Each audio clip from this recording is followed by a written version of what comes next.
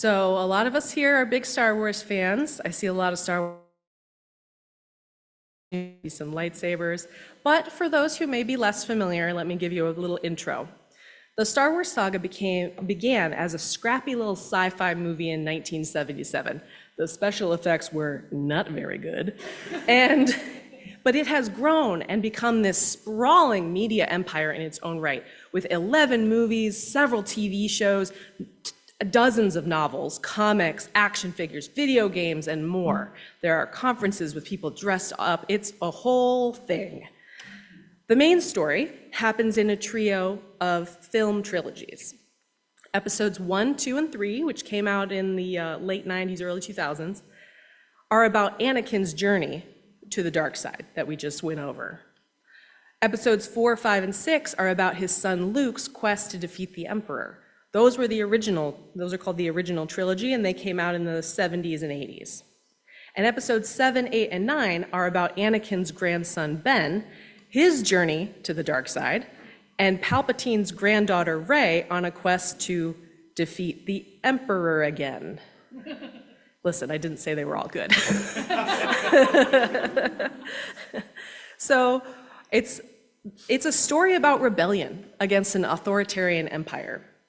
The empire was once a republic, and through these main 9 movies, we see it fall to an authoritarian dictator. It starts as a democracy, but because the chancellor grabs power, he becomes the emperor. A corrupt leader uses a trade war and new technologies like droids and cloning to give himself permanent power. Sound familiar? Star Wars is a story about how the twin forces of spirituality and community work against domination and exploitation. The Jedi religion teaches balance and peace, so the Emperor tries to destroy them. The Jedi are forced to join the scrappy rebel alliance, who face incredible odds. I mean, a galactic empire? Yikes. Star Wars is a story about love overcoming death. Anakin becomes Vader because he wants the power to protect his loved one. He wants to protect Padme from dying, as his mother did. But in seeking that power, that control over a force like death, he accidentally causes her to die. It's a tragedy like Shakespeare. He corrects his mistake when his son Luke's life is at risk in episode 6. He saves him and defeats the Emperor, not by grasping for power at any cost, but with self-sacrifice. In the latest trilogy, Anakin's grandson Ben turns away from the dark side himself to protect Rey. When she gives every ounce of her strength to defeat Emperor Palpatine, this for the second time, and dies, Rey's life force is used up to defeat the Emperor, and she dies. Kylo, or Ben, discovers the power to bring her back to life. The power that Anakin had originally been seeking, but it costs him his life. Again, we see the forces of love and bravery instead of fear and power. We often tell epic philosophical stories about corrupt kings and rebel alliances from our history in the hopes that we don't repeat our ancestors' mistakes. But science fiction is the art form that tells epic philosophical stories about possible futures. Not all science fiction is like this. There is some that's just silly robots and fun, which is fine. We need fun. But great sci-fi is our society's collective imagination about how the future might go. Sometimes the near future, through a far future lens. Episode 3, Revenge of the Sith, was made soon after 9/11. And you can see the creators grappling with the early signs of fascism that we're seeing today. Power, love, the nature of existence, our place in the universe. Even if you aren't a sci-fi nerd like me, I hope you can see how these stories hold the same kind of wisdom that religion does in real life. This source of wisdom also reminds us that no piece of media or sacred text is perfect. The fans among us will agree that Episode 9, Rise of Skywalker, was awful. It was so bad, I'm still mad about it. It makes no sense. They got different directors in between movies, and the one in Episode 9, he just undid all the important stuff that had happened earlier movies. It was a terrible, heartbreaking way to end the series. But it did have some gems. It did have some good moments, like that regular people can stand up against an empire. In the climactic scene, the emperor has like a bazillion evil star destroyer ships that can blow up planets, just out of nowhere. Sure, okay. But before they can take off and start attacking all the planets, a flotilla of everyday people in ragtag little ships show up and fight. They resist the empire. And the empire, one of them, a captain is watching it happen, and he goes, "How is this happening? They have no navy." And one of his officers go, "It's not a navy. It's just people." They're shocked. They're shocked that everyday people could stand up against them, but they do in the thousands. These stories show us that sacrificial love can conquer empire and death. That somehow the bad guy returns isn't as far-fetched a plot as maybe we thought a couple of years ago. But the whole series isn't exactly a primer on what exactly to do against an empire. The empire builds a big gun, and the rebels find a secret ouch button to make it blow up. And that happens like 4 or 5 times. Like every new movie, it's another big gun and another ouchie boom thing. Like, that's not helpful strategically for our situation. And the good guys have magic powers. That's not happening, unfortunately, anytime soon. It's hard to draw direct comparisons. It's hard to see how do we actually use this in the struggles we're facing. We also have to admit that Star Wars is now owned by Disney. And hey, I love Disney, but they are a media empire that really quashes creativity in search of money and power. So it's kind of ironic that this famously litigious media conglomerate is making one of the coolest anti-fascist shows on TV right now in Star Wars Andor. Andor is where they finally give the bad guy gun go boom plot a rest. This show, which has just had it's in the middle of its 2nd season, and the movie that goes along with it, Rogue One, are about some of the rebels who aren't related to Darth Vader. It's about regular people resisting the Empire. Like a selfish thief named Cassian Andor, who the show is named after, a politician trying to resist the Empire's power from within, and countless other ordinary people. I don't have a lightsaber today because I'm dressed as one of those ordinary characters, Maz Kanata. She's this little orange lady who runs a bar. That's it. She's old, but I mean, she's not that special. But when the time comes, she passes down important wisdom to the next generation. We all have a role to play, not just the magic space wizards. I'd like to show you a clip from Andor Season 1. It takes place at the funeral of Cassian Andor's mother. The local Empire forces tried to forbid the townsfolk from engaging in their traditional funeral procession, because when a community connects through ritual, it's a threat to the Empire's power. But the people do it anyway. Here, they watch a recording that Marva Andor made before she died. Let's roll the clip.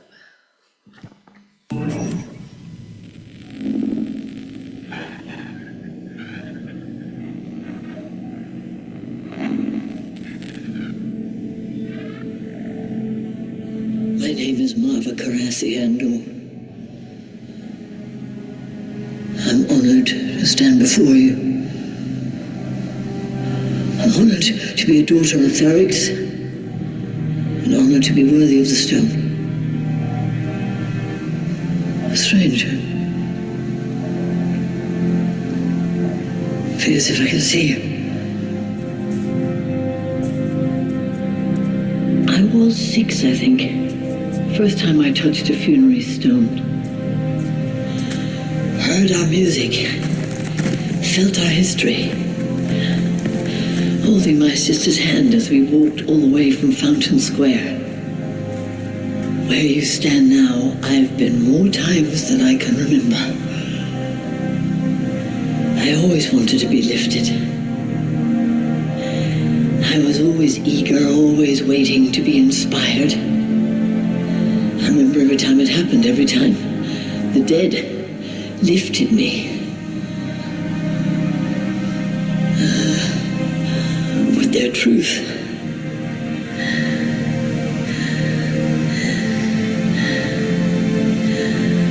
And now I'm dead.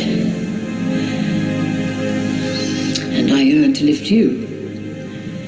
Not because I want to shine or even be remembered. It's because I want you to go on. I want Ferrix to continue. In my waning hours, that's what comforts me most. But I fear for you. We've been sleeping. We've had each other and Ferrix, our work, our days. We had each other and they left us alone. We kept the trade lanes open and they left us alone.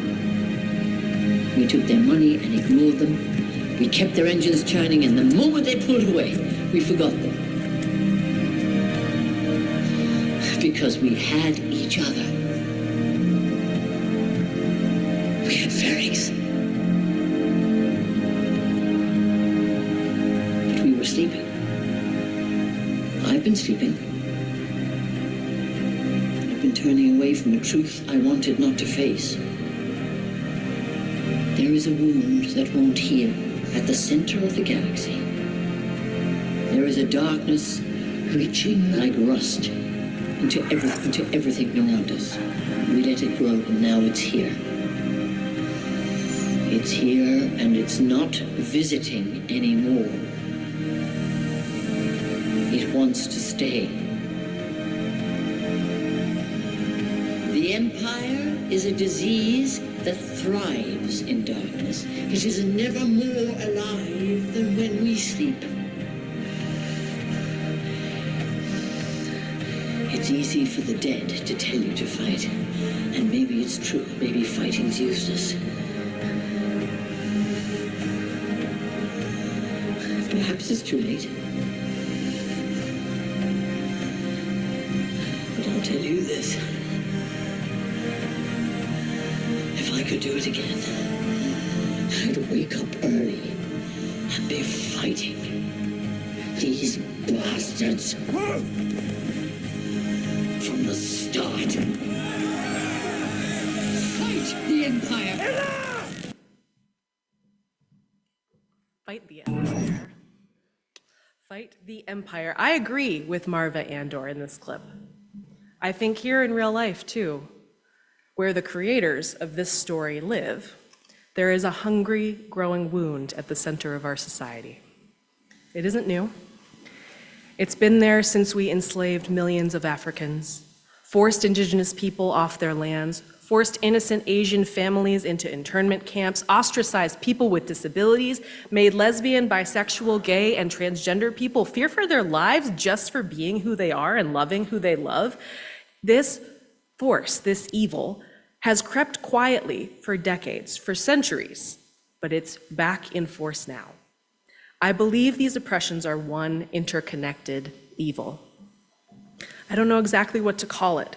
It's this consumptive force that separates people from each other, from the natural forces of the world, and turns us into consumers. It pits us against each other over table scraps, while the emperor and his cronies take everything from us. We have to face the truth. That evil may have been focused on others for a while, so we could forget about it. We let it grow, and now it's here. But science fiction reminds us that it doesn't have to be this way. These may be fictional characters, but they are inspired by those who have fought tyranny and corruption for thousands of years, who have fought tyranny and corruption in our sacred texts, in our scriptures.